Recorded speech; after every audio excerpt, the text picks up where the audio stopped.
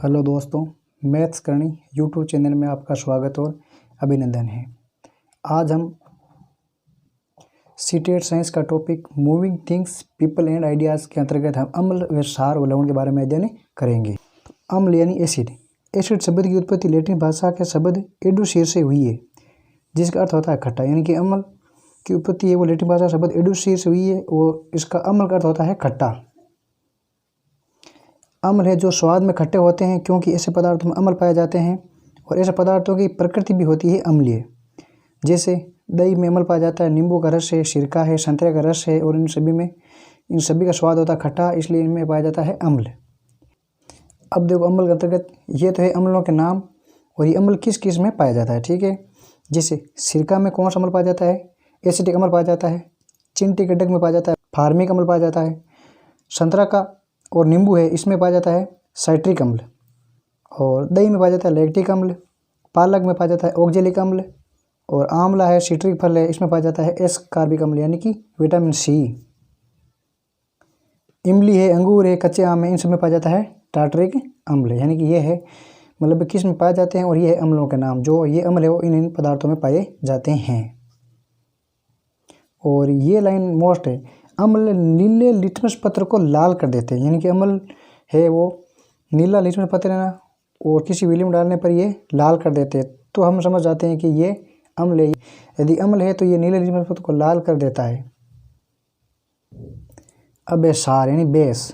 ऐसे पदार्थ जिनका स्वाद कड़वा होता है, अम्लों में थोड़ा स्वाद खट्टा जबकि सार का स्वाद होता है कड़वा, सार कहलाता है, ठीक है। इनकी प्रकृति भी क्या होती है? सारी होती है और सार स्पर्श करने पर साबुन जैसे मुलायम या चिकने लगते हैं।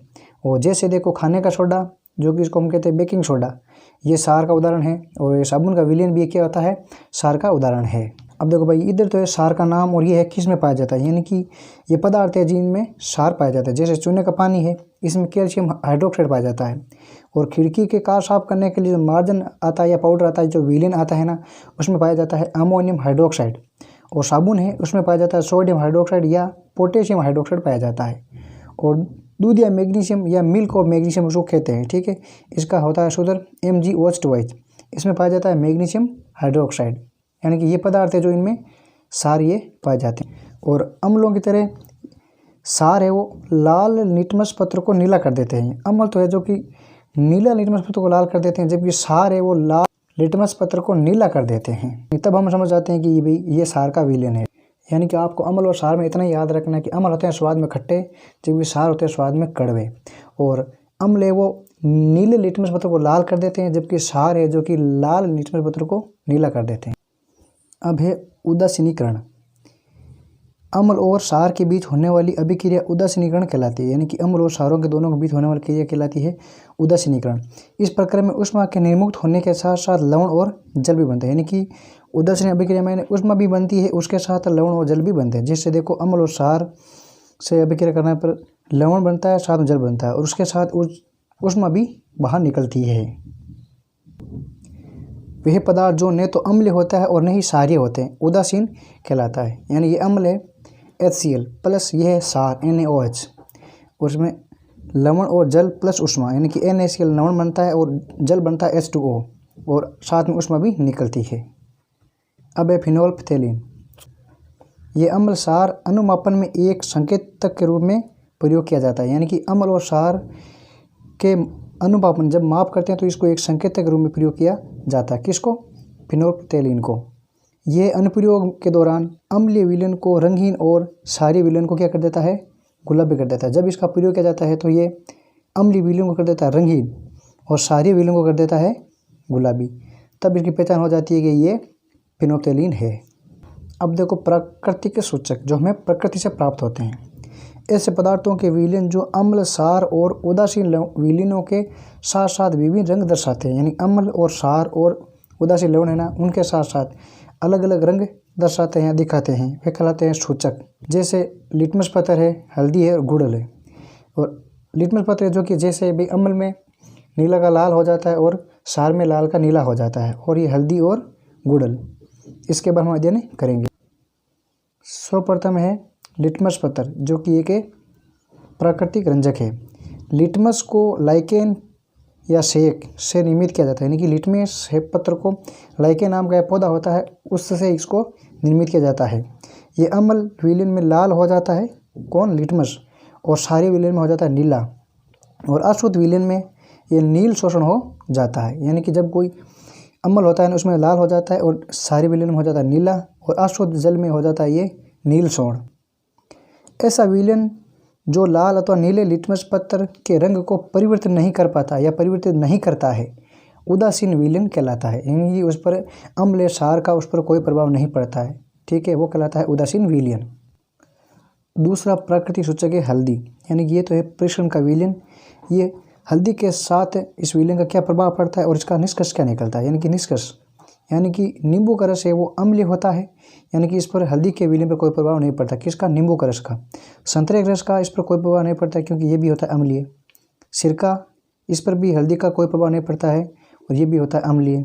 और दूध या मैग्नीशियम यानी कि MgOH2 ये लाल हो जाता है क्योंकि ये होता है क्षार, यानी कि इसको हम हल्दी के विलयन में डालेंगे तो ये लाल हो जाता है क्योंकि ये क्षार है।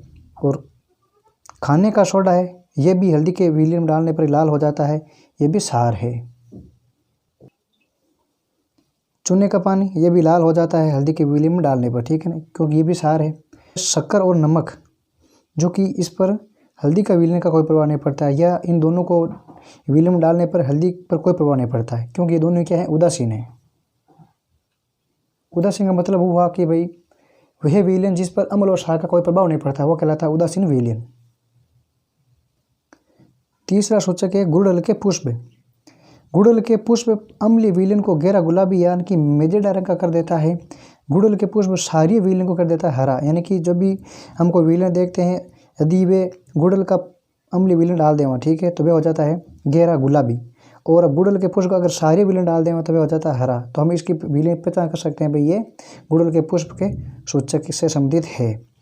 अब गुड़हल के पुष्प के रस के साथ परीक्षण,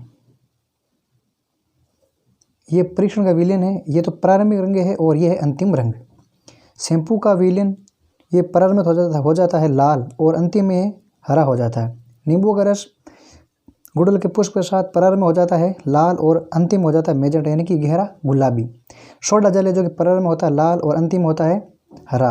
सोडियम हाइड्रोजन कार्बोनेट का विलयन डालने पर ये प्रारंभ हो जाता है लाल और अंतिम में हो जाता है हरा, ठीक है। और सिरका है जो कि प्रारंभ में तो गुड़हल के पुष्प के साथ हो जाता है लाल और अंतिम में हो जाता है मैजेंटा रंग का। यानी शक्कर का विलयन और नमक का विलयन क्षार के साथ तो कोई प्रभाव नहीं पड़ता है, लेकिन ये गुड़हल के पुष्प के साथ प्रारंभ में तो दोनों हो जाते हैं लाल और अंतिम में भी लाल हो जाते हैं क्योंकि इस पर भी गुड़हल के पुष्प रस का कोई प्रभाव नहीं पड़ता है, जो भी दोनों ही उदासीन होते हैं, ठीक है ना। यानी कि ये शक्कर का विलयन और नमक के विलयन पर कोई प्रभाव नहीं पड़ता, ये प्रारंभ में लाल होते हैं और अंत में भी ये दोनों ही लाल ही होते हैं। तो इस प्रकार हमने अम्ल, क्षार और लवण के बारे में अध्ययन किया था। अम्ल किसे कहते हैं, क्षार किसे कहते हैं, उदासीन अभिक्रिया क्या है और प्राकृतिक सूचक कौन कौन से। और अगले पार्ट के अंदर हम और भी अम्ल और क्षार के बारे में अध्ययन करेंगे। और यदि आपको ये कंटेंट अच्छा लगता है तो आप इस चैनल को प्लीज़ सब्सक्राइब कर लीजिए।